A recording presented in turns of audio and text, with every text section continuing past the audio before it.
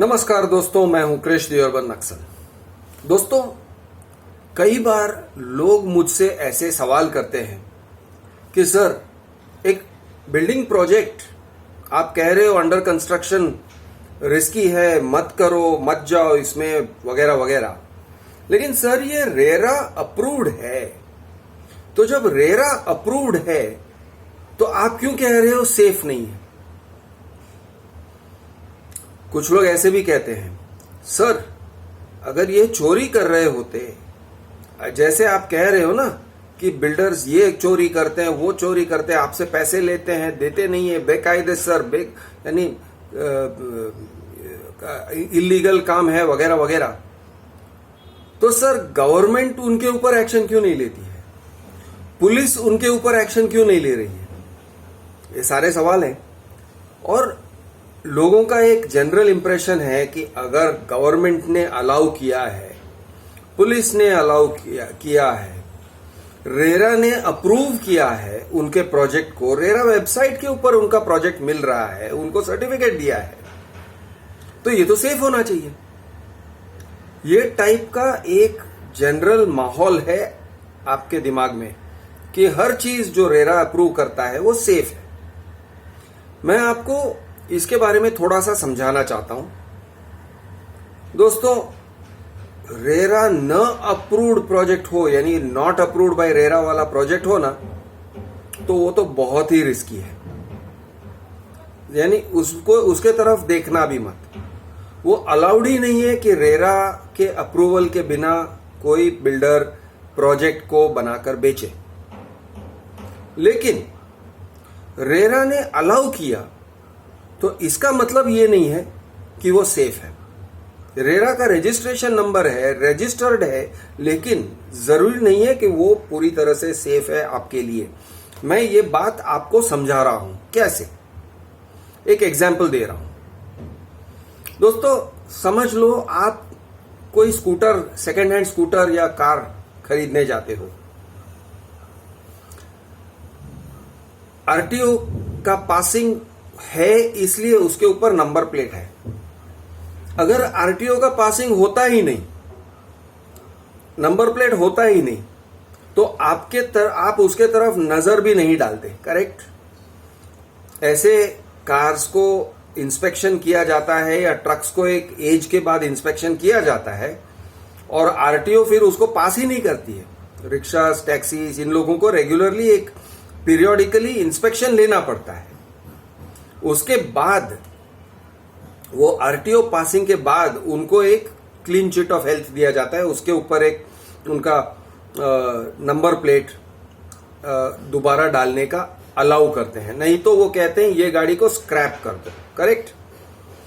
जो चीज एकदम ही डेंजरस है, जो चीज चला ही नहीं सकते हो, वो गाड़ी को आप स्क्रैप कर दो, ऐसे आरटीओ कहती है। लेकिन आप खुद सोचिए, ऐसे रोड पर कितनी गाड़ियां हैं जिनके क्लच प्लेट या ब्रेक्स घिसे हुए हैं, ढीले हैं, काम नहीं कर रहे हैं, आधे अधूरे काम कर रहे हैं। आप मुझे बताइए, ऐसे कितनी गाड़ियां हैं, ट्रक्स वगैरह हैं जो ओवरलोडेड हैं।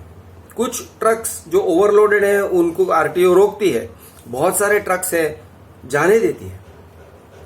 मोस्ट ऑफ द ट्रक्स जिसके ऊपर ओवरलोडिंग भी है, डेंजरसली ओवरलोडिंग है, वो पकड़ा नहीं जाता है।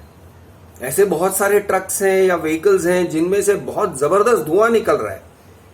हम कहते हैं बॉस, पीयूसी नहीं करवाया है, ये तुम्हारा एकदम बुरा हाल है, इंजन का काम करवा लो वरना जाओगे अंदर, यानी गाड़ी जाएगी, आप नहीं जाओगे। लेकिन लोग फिर भी चलाते हैं और चलाते रहते हैं। हेलमेट के बिना भी लोग चलाते हैं। रूल्स अपनी जगह, लेकिन लोग चलाते हैं। करेक्ट? तो इस तरह से जरूरी नहीं है कि एक कानून हो तो वो कानून आपको 100% सुरक्षित करता है। रेरा के उल्लंघन करने वाले हर बार पकड़े नहीं जाते हैं। ये पहली बात। दूसरी बात यह है कि रेरा खुद एक बहुत लिबरल लॉ है। रेरा का एक बहुत ही यानी कम उसके कंप्लायंसेस है, बहुत मिनिमम उसके कंप्लायंसेस है। उसके कंप्लायंसेस क्या है? कंप्लायंस मतलब जो करना पड़ता है आपको। जैसे कि एक आपको कंप्लायंस का एग्जांपल देता हूं क्योंकि आपको ठीक से समझ में आएगा। दोस्तों, आपको ड्राइविंग लाइसेंस मिलता है तो आप जानते हो आरटीओ वाला, ये जो ट्रैफिक कॉप होता है वो आपका ड्राइविंग लाइसेंस लेता है। वो किस तरह से आपका इंस्पेक्शन लेगा? वो कहेगा आगे जाओ, लेफ्ट घूमो, रिवर्स करो, यू टर्न मारो, सिग्नल्स फिर पूछता है कि ग्रीन का मतलब क्या, येलो का मतलब क्या, वगैरह वगैरह। वो कहेगा हैंड सिग्नल कैसे देते हैं। बहुत लंबा चौड़ा टेस्ट नहीं होता है आपको ड्राइविंग लाइसेंस मिलने के लिए।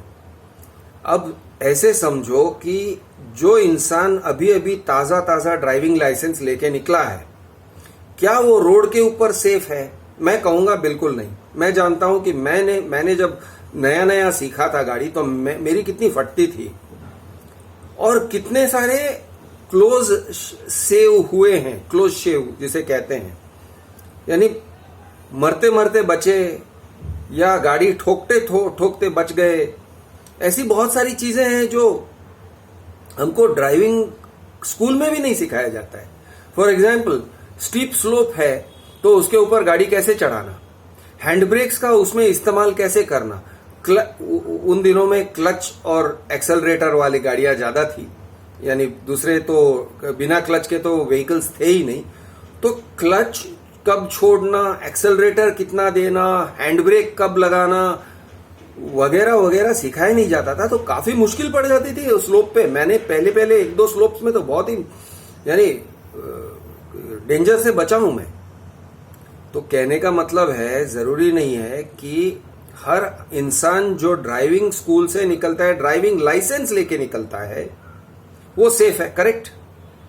ड्राइविंग लाइसेंस है तो भी उसके पास एक्सपीरियंस नहीं है या उसकी बुरी आदतें हैं और किसी ने उनको सिखाया नहीं है कि भाई सेफ ब्रेकिंग डिस्टेंस क्या है, डिस्टेंस रखो, लेफ्ट सिग्नल दो, राइट सिग्नल इंडिकेटर दो, वगैरह वगैरह। अगर सिखाया नहीं है तो वो गधे की तरह ड्राइव करेगा और कहीं ना कहीं गाड़ी ठोक देगा। वो तो खुद को ठुकेगा, लेकिन साथ में किसी को ठोक के जाएगा, किसी की जान ले लेगा, किसी के का नुकसान करवा लेगा। करेक्ट? तो कहने का मतलब कि किसी के पास ड्राइविंग लाइसेंस है तो इसका मतलब ये नहीं है कि उसको ड्राइविंग आता है। किसी की गाड़ी पे नंबर प्लेट है तो इसका मतलब ये नहीं है कि आरटीओ ने उसे पास किया है और वो सेफ, अच्छा, सही, सुरक्षित गाड़ी है, उसके नट बोल्ट सब सही जगह पे है, टाइट है। ऐसे नहीं है। टकले टायर वाले भी गाड़ियां हैं, टायर बिल्कुल घिस गया होता है, हाईली रिस्की, ब्रेक लगाएंगे तो हालत हो जाएगा। अरे फटे हुए टायर वाली गाड़ियां रास्ते पे मैंने देखा है यार, फटे हुए टायर है। वो ब्रेक मारेगा तो यानी ये टायर एक्सप्लोड हो जाएगा। वो टाइप की गाड़ियां निकलती हैं रास्ते पे। यानी कानून आपको हर तरफ से सुरक्षित नहीं करता है। मेरा कहने का मतलब ये है दोस्तों, रेरा एक बेयर मिनिमम स्टैंडर्ड, एक बेयर मिनिमम कंप्लायंस एक्सपेक्ट करता है। वो बेयर मिनिमम कंप्लायंस क्या है जो पहले नहीं था रेरा के आने से पहले? वो कहते हैं, देखो, आप अगर किसी हाउसिंग प्रोजेक्ट या कोई रियल एस्टेट प्रोजेक्ट बनाकर फ्लैट्स या हाउसेस या विलास या जो कुछ भी है वो बेचना चाहते हो तो पहले आप दिखाओ कि आपके पास लैंड का टाइटल है। और टाइटल कैसे बनता है इसका एक सर्टिफिकेट लेके आओ, सर्टिफाई करो कि आपके पास टाइटल है।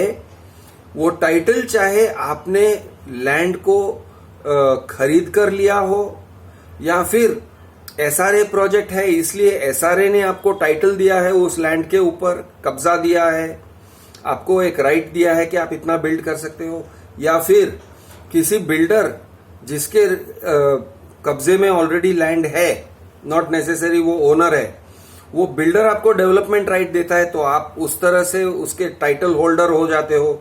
या फिर लैंड ओनर्स हैं, बहुत सारे लैंड ओनर्स हैं और वो लैंड ओनर्स के साथ आप एमओयू करते हो या उन्होंने आपको जनरल पावर ऑफ अटॉर्नी दिया है लैंड को लेके और आपने एक एग्रीमेंट किया है कि आप उनको इतना शेयर दोगे, वगैरह वगैरह। तो आप किस तरह से टाइटल हासिल करते हो, ये पहला कदम। टाइटल होना चाहिए जमीन के ऊपर।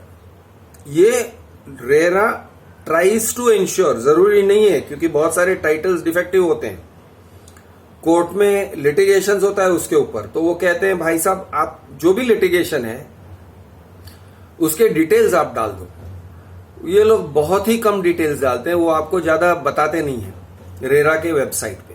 लेकिन चलो ठीक है, आपको कम से कम इतना पता चलता है कि इसके ऊपर 2 केस है, 3 केस है, 10 केस है टाइटल को लेके या किसी भी चीज को लेके।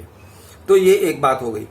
फिर रेरा कहती है देखिए आप बिल्डिंग परमिशंस लेके आइए। किससे? लोकल प्लानिंग अथॉरिटी से। कौन है लोकल प्लानिंग अथॉरिटी?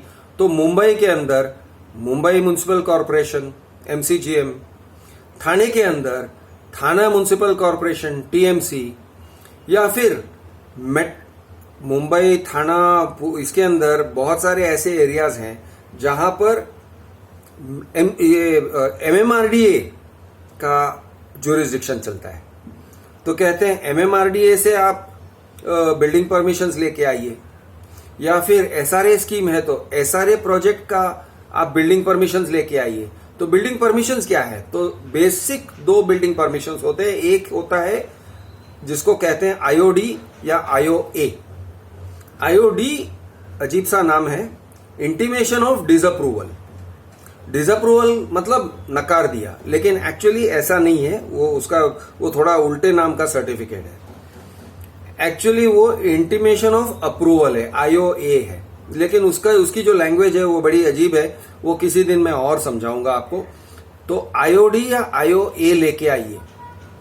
ये क्या करता है? आपको एक बेसिक परमिशन देता है कि आप इस जमीन के ऊपर काम कर सकते हो, उसको समतल कर सकते हो और उसके ऊपर कंस्ट्रक्शन करने की तैयारी कर सकते हो। और तैयारी करने के बाद आप हमें कांटेक्ट करिए, आपको हम और एक परमिशन देंगे जिसका नाम है CC, कमेंसमेंट सर्टिफिकेट। अब वो तैयारियां किस तरह की होती है? जाओ बिल्डिंग, ये पुलिस का परमिशन लेके आओ, क्योंकि वहां पे बहुत सारे ट्रक्स आने वाले हैं, बुलडोजर चलेगा वगैरह, तो पुलिस को भी इन्फॉर्म करना जरूरी होता है कि यहाँ पे ये टाइप की एक्टिविटी होने वाली है ये प्लॉट के ऊपर। तो पुलिस का परमिशन लेके आओ। फिर वो कहते हैं जो जमीन में से आप खोद के निकालोगे, शायद आपने एक पुराना बिल्डिंग है वो डिमोलिश करना है, तो उसका जो राबिड जिसे कहते हैं, जो कचरा, वो कचरे को फेंकना है डंपिंग ग्राउंड में। तो कौन से डंपिंग ग्राउंड में अलाउड होगा आपके लिए, वो डंपिंग ग्राउंड का परमिशन लेके आओ। इस तरह से कुछ परमिशंस लाने होते हैं आफ्टर IOD या IOA। ओके, ये सब परमिशंस लेके जाओगे म्युनिसिपल कॉरपोरेशन के पास या जो भी प्लानिंग अथॉरिटी है, जैसे मैंने कहा SRA, माडा, MMRDA,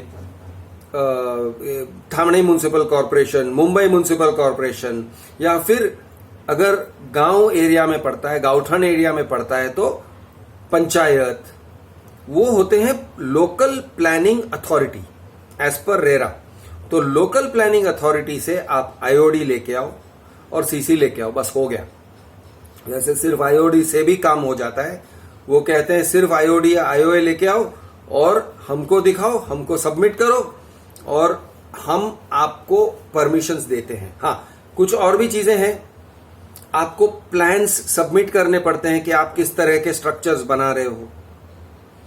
यानी आपको मतलब बिल्डर प्लान सबमिट करेगा कि ये मैंने आर्किटेक्ट से ये सब प्लानिंग करवाया है, ये सब प्लान्स के हिसाब से मैं स्ट्रक्चर खड़ा करने जा रहा हूं।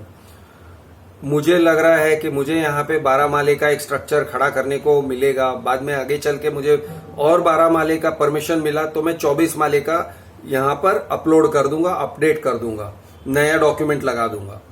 लेकिन फिलहाल मेरे पास 12 माले का ये है, ऐसे मुझे लग रहा है।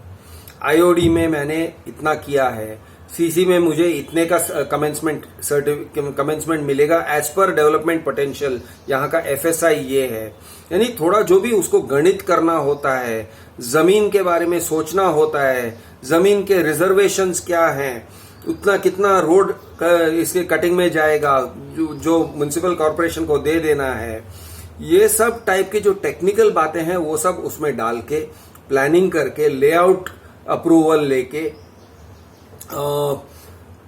और फाइनेंशियल प्लानिंग आपका किस तरह से है, आपने किसी के साथ टाई अप किया है क्या, कोई फाइनेंशियर है क्या, या लैंड ओनर के साथ आपने टाई अप किया है क्या, और आपका जो भी अरेंजमेंट है लैंड ओनर के साथ कि आप उसको 10 फ्लैट दोगे या इतना एक प्रोजेक्ट आप जो भी आपका अग्रीमेंट है, या रेवेन्यू शेयरिंग आप उनको पैसे दे रहे हो, जो भी आपका अरेंजमेंट है वो अरेंजमेंट उनके सामने रखना है। तो बेसिकली रेरा को ये जानना होता है कि भाई ये आदमी रास्ते से उठ के पनपट्टी वाला आदमी जो पान का दुकान चलाता है, वो आज ऐसे नहीं हुआ है कि उसने एक जमीन के बाहर उसने अपना बोर्ड लगा दिया और कह दिया वो महाराजा पान वाला जो था वो महाराजा बिल्डर बन गया और यहां पे महाराजा अपार्टमेंट बना रहा है और फ्लैट्स यानी उसके अगेंस्ट वो टोकन बुकिंग अमाउंट वगैरह लेना शुरू कर दिया विदाउट एनी प्लानिंग। ऐसे नहीं है, ये अश्योर करता है रेरा। क्योंकि रेरा के आने से पहले क्या होता था, मैं आपको एक एग्जाम्पल दे रहा हूं, बहुत मोटा मोटी एग्जाम्पल दे रहा हूं। जमीन का मालिक है कोई, वो मालिक भी नहीं है, वो कब्जेदार है, वो पोजीशन में है, उसने कब्जा किया है, वो भी इलीगली पोजीशन में। अब इलीगली या जैसा भी हो, वो कब्जेदार है। कब्जेदार के साथ एक बंदा जाता है जिसके पास कुछ पैसे हैं, कुछ लाख रुपए हैं, बहुत ज्यादा भी नहीं है, और वो जाके उसके साथ बैठता है और कहता है देखो भाई एक काम करते हैं, एक स्कीम बना रहा हूं, ये लो 10 लाख रुपए एडवांस रखो, वैसे तुमको चलते चलते तुमको 10 करोड़ दे दिया जाएगा, अभी फिलहाल के लिए 10 लाख रुपया रखो, यहां पे साइन करो। ये एमओयू में सिग्नेचर ले लेता है, सिग्नेचर लेता है और इसको कहता है बस अब मुंह बंद रखना, मैं तुमको पैसे देते जाऊंगा, तुम टेंशन मत लो। फिर वो क्या करता है, पतरे मार देता है, ब्लू कलर के कंस्ट्रक्शन के जो पतरे होते हैं ना, जो वॉल के इर्द गिर्द लगाते हैं कि भाई यहां पे कंस्ट्रक्शन एक्टिविटी होने लगे, पतरा मार देता था। किसके परमिशन से? अरे लैंड ओनर के परमिशन से। ठीक है, उसके बाद क्या किया, एक बाहर बड़ा सा होर्डिंग लगा दिया। तो जैसे मैंने कहा, महाराजा पान का जो ओनर है वो जाता है बिल्डर ये जमीन कब्जेदार के पास, एमओयू साइन कर दिया, बड़ा सा पतरा मार दिया, पतरे के सामने एक बड़ा सा बोर्ड लगा दिया, Maharaja apartment by Maharaja builders, high rise 12 storeys 15 storeys, जो लिखना है लिख दिया। कोई चेकअप करने वाला था ही नहीं। एस्टेट एजेंट के पास जाएगा, बोलेगा मेरा रेट है ना, मैं 15,000 पर स्क्वायर फुट के हिसाब से शुरू कर रहा हूं आज। पब्लिक को बोल दो अगले महीने से वो 20,000 पर स्क्वायर फुट है, आज 15,000 पर स्क्वायर फुट है, ले लेंगे।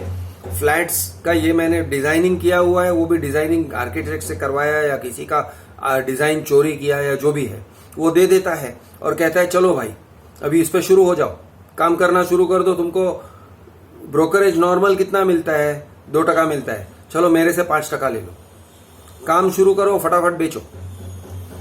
इतने फ्लैट्स हैं, इतने विंग है, विंग 1, ये पूरा चार्ट बना के दे देता है। और लोग गधों की तरह, पब्लिक गधों की तरह ऐसे ब्रोकर्स के पास जाते थे, सामने से चल के अपने पैसे देते थे। वो कैश में भी लेता था, चेक में भी लेता था। बिल्डिंग की निकल पड़ी, यानी बिल्डर की निकल पड़ी या पान वाले की निकल पड़ी, वो बिल्डर भी नहीं है जेन्युइन।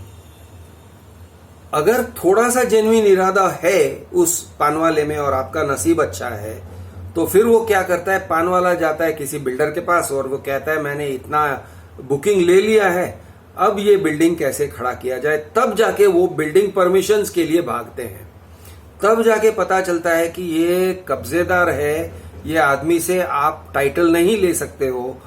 तब जाके वो जमीन के ओनर के पास जाएंगे और जो भी हाथ पैर जोड़ना होता है या उसको पैसे देने होते हैं या उसको परसुएट करना होता है, वो सब करते हैं। हुआ तो हो गया, नहीं हुआ तो उनका जुगाड़ नहीं चला, फेल हो गया, तो उनको कोर्ट नोटिस मिलता है, आपके पैसे अटक गए और सब कुछ ठप, वहीं पे रुक गया। बिल्डर कहेगा हमारे ऊपर इन लोगों ने केस कर दिया है, हम क्या करें। फ्लैट बायर कहते हैं अरे सर हम तो आपके भरोसे पे थे, लेकिन आपके भरोसे पे थे मतलब यार ये पान वाले के आप भरोसे पे थे तो यानी आपकी अकल कहाँ है? नहीं सर, वो हमें भरोसा था। किसके ऊपर भरोसा था? किसके ऊपर? तो वो बात, इसका कोई जवाब नहीं है, बस भरोसा था, अंधविश्वास। ये तरह से काम चलता था रेरा से के आने से पहले। अब रेरा के आने के बाद बहुत बेहतर हो गया है। ये टाइप के स्कैम बिल्डर्स के लिए स्कोप कम हो गया है, लेकिन स्कोप कम होने में और स्कोप जीरो होने में बहुत बड़ा फर्क है। और हमारा जो देश है, हमारी देश की जो कानून व्यवस्था है, आप कहोगे अरे पुलिस क्यों नहीं पकड़ती है ऐसे फ्रॉड बिल्डरों को? आपको प्रूव करना पड़ेगा कि वो फ्रॉड है, उसने जानबूझ के फ्रॉड किया है, क्योंकि कानून व्यवस्था कहती है कि आदमी जो भी वो आरोपी हो सकता है। आप उसके अगेंस्ट कंप्लेंट फाइल करोगे तो वो आरोपी हो जाएगा, लेकिन आरोपी का मतलब ये नहीं है कि वो गुनहगार है। उसके ऊपर आपने आरोप लगाया है तो आरोप को प्रूव करना पड़ेगा। आरोप को प्रूव कौन करेगा? पुलिस करेगा। पुलिस मतलब कौन सा पुलिस? वो पुलिस जिनके पास कोई टाइम नहीं है, जो पेपर वर्क समझते नहीं है, जो कायदे कानून की बात, यानी ये टाइप के जो पेपर एडवांस्ड कायदे कानून को समझते नहीं है। पुलिस की समझ क्या है? बेसिकली मैं कहूं कि पुलिस की समझदारी और उनकी अकल इतनी ही चलती है कि कहां पे कौन से झोपड़पट्टी में राड़ा हो रहा है, वहां पे जाके 4 के लाफा ठोक के 10 छोकरे को पकड़ के लेके आओ, अंदर डालो, ये टाइप का काम। कोई पॉकेट मार है, उसको पकड़ो, उसको उसके ऊपर हाथ साफ करो। लेकिन बिल्डर करोड़ों का गफला करके चले जाते हैं और ये कहते हैं सर लेकिन आपने साइन तो किया था ना। पब्लिक से कहते हैं आपने साइन तो किया था ना। हाँ, मैंने साइन किया था। तो आप कैसे कह सकते हो आपके साथ चीटिंग हुआ है? ये है पुलिस की समझ, या मैं कहता हूं समझ की सीमा इतनी ही है। तो आप उतना भरोसा मत करिए। रही बात गवर्नमेंट, तो गवर्नमेंट में है कौन? गवर्नमेंट में एमएलएज, एमपीज, कॉर्पोरेटर्स, यही सब हैं, पार्टी चीफ्स। सबका अपना अपना गफला है, सबका अपना अपना टाई अप है। हर एक बिल्डर के साथ कुछ ना कुछ चलते रहता है। हफ्ता वसूली छोड़ो, उनका ब्राइब वगैरह जो भी पैसा मिलता है, काला धन बिल्डर के पास लगाते हैं। तो वो आपको यानी प्रोएक्टिवली आगे चल के वो कुछ नहीं करने वाले हैं। वो किसी बिल्डर को रोकने नहीं वाले हैं, क्योंकि वो सब उसी उसी पेड़ के चिट्टे हैं वो लोग। सावधान रहिए आप। अपने आप को बचाना, सावधान रहना आपका ड्यूटी है। अपने पैसों को सुरक्षित रखना आपका ड्यूटी है। आपको ऐसे एडवाइस देते रहूंगा। मैं हूं आपका दोस्त कृष द अर्बन नक्सल। जय महाराष्ट्र, जय हिंद, जय जवान, जय किसान।